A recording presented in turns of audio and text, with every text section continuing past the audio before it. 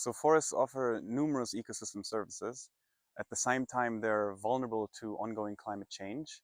And we need to develop strategies today that will be viable under future climate change, and hopefully offer these ecosystem services to us also in the future under climate change.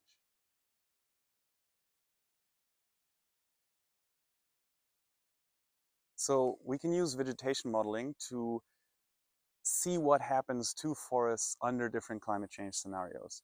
And at the same time, we can also use these models to estimate the provision of different ecosystem services. So we can estimate how much carbon does a forest take up in a specific climate change scenario, how well does it provide habitat for various species.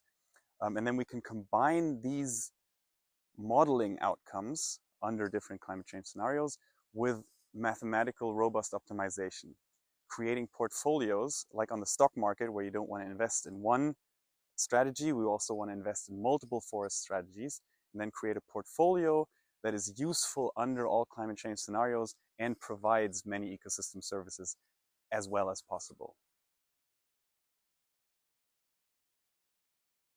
We simulated various forest management strategies and then tried to develop portfolios diversifying the risks under future climate change.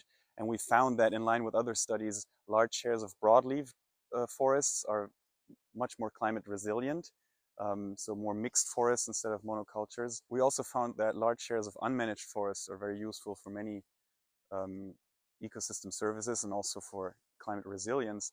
But this, of course, would lead to a trade-off with wood production. If we keep large shares of forests unmanaged, we don't get the wood that we get today. So there's a big trade-off. This is also why we call the paper Trade-offs for Climate Smart Forestry, because there will be trade-offs that need to be made. If we want to make forests climate resilient, if we want to focus on many ecosystem services, maybe another ecosystem service will have to suffer. For instance, in this case, wood production when we leave large shares of forests untouched.